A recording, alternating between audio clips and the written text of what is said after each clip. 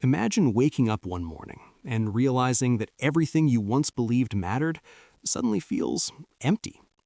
Not tragic, not dramatic, just strangely hollow. You go through the same routine you've repeated for years. You wake up, check your phone, scroll through the familiar flood of information. People celebrating success, people sharing opinions, people chasing goals that everyone else seems convinced are important. But something feels off. The motivation that once pushed you forward is gone.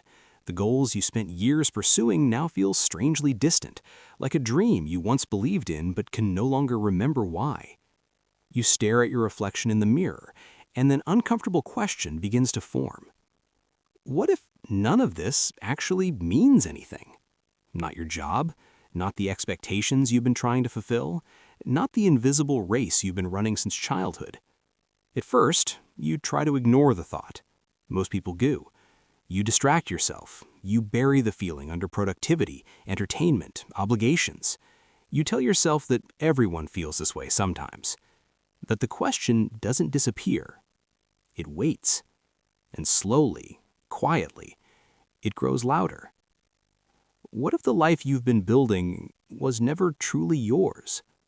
What if the ambitions you chase every day were planted there by something else?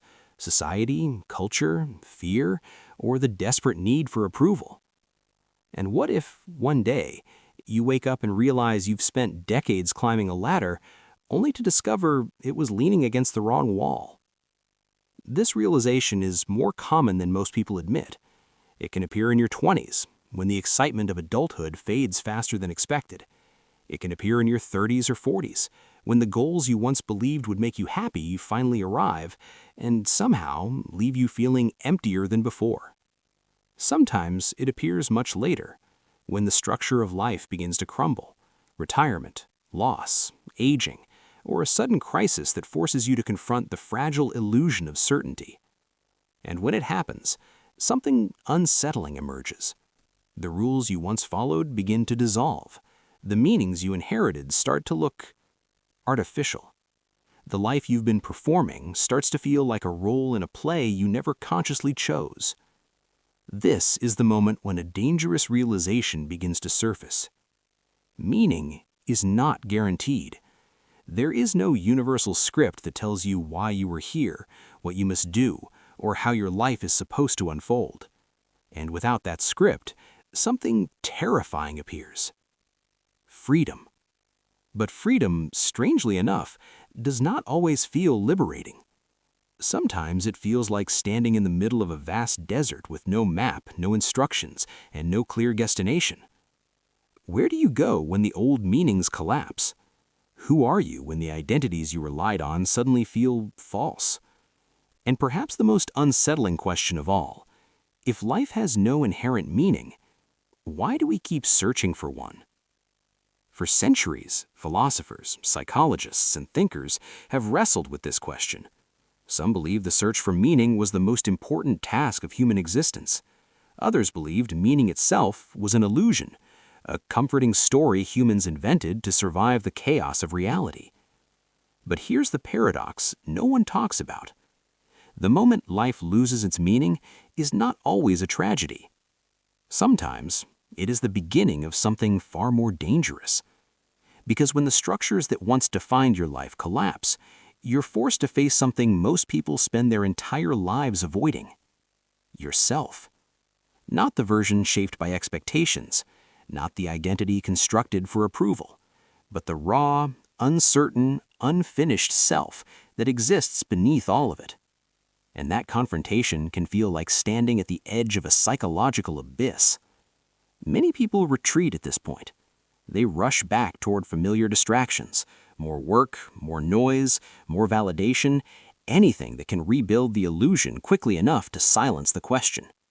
But others do something far more unsettling. They keep looking into the abyss. They allow the old meanings to die. They allow the confusion to deepen. And eventually, they begin to realize something strange. The loss of meaning may not be the end of the journey. It may actually be the beginning. But before that realization emerges, something else must be understood. Because the feeling that life has lost its meaning is not random. It has roots. Deep psychological roots, philosophical roots that stretch across centuries. And once you begin to see those roots clearly, you start to understand something unsettling about human nature itself. The moment life loses meaning is not an accident. It is often the first crack in a much larger illusion. And what lies behind that illusion changes everything. The moment life begins to feel meaningless rarely arrives out of nowhere. It doesn't appear like lightning from a clear sky. It grows slowly, quietly, beneath the surface of everyday life, like a crack forming in glass long before it finally shatters. For most of your life, meaning was handed to you, not consciously, not openly, but subtly through the structures surrounding you. As a child, meaning was simple.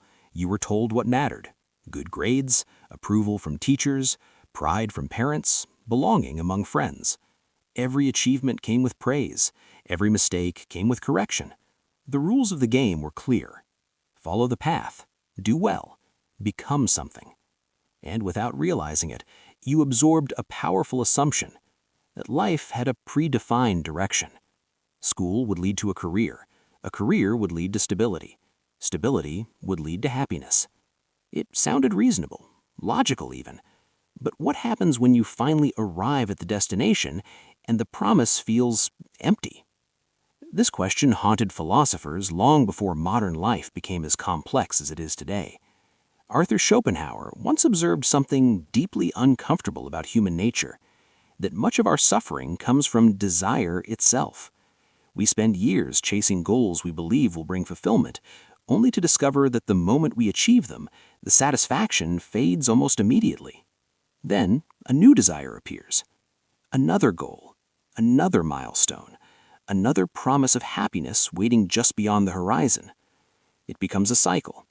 Desire, achievement, temporary satisfaction, then emptiness again. According to Schopenhauer, this endless loop is not a mistake in the system. It is the system. The human mind, he argued, is wired to chase meaning rather than possess it, and that chase can quietly dominate your entire life. But another thinker looked at the same problem from a different angle. Friedrich Nietzsche warned that modern society had unknowingly destroyed many of the old sources of meaning that once guided human existence. Religion, tradition, cultural rituals. These once gave people a clear framework for why life mattered. They offered answers to questions that today often feel terrifyingly open. Why are we here? What should we live for? What gives life value? But as societies became more secular, more individualistic, and more technologically advanced, those shared answers began to collapse. Nietzsche described this collapse with a famous and unsettling idea: the death of God. Not necessarily the death of religion itself, but the disappearance of universally accepted meaning. And when those shared meanings disappear, something strange happens.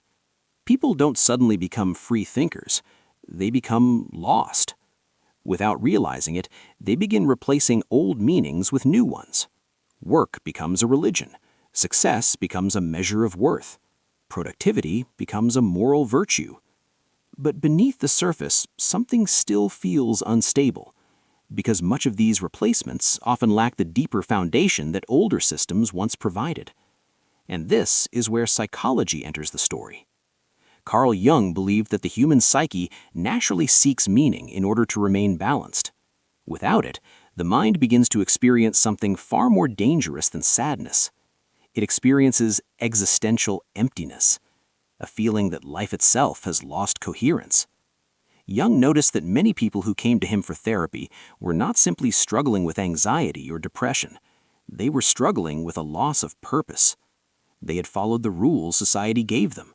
They had built careers, families, reputations. Yet something inside them remained profoundly dissatisfied. Why? Because much of their identity had been built around external expectations rather than inner truth. They had spent years becoming who they were supposed to be, but very little time discovering who they actually were. This disconnect creates a silent psychological tension. The outer self, the identity presented to the world, continues performing its role, but the inner self begins to resist. At first, the resistance is subtle, a vague feeling of boredom, a quiet sense that something is missing, an unexplainable fatigue toward goals that once seemed important. But if ignored long enough, the tension grows stronger. Eventually, the mind begins asking questions that no longer can be suppressed. Why am I doing this? Who decided this path was mine? And perhaps the most unsettling question of all, if I stopped playing this role, who would I be? This is the moment when the illusion of inherited meaning begins to break. And when it breaks, many people experience what existential philosophers described as a crisis. Jean-Paul Sartre argued that humans are condemned to be free. It's a strange phrase, condemned to be free.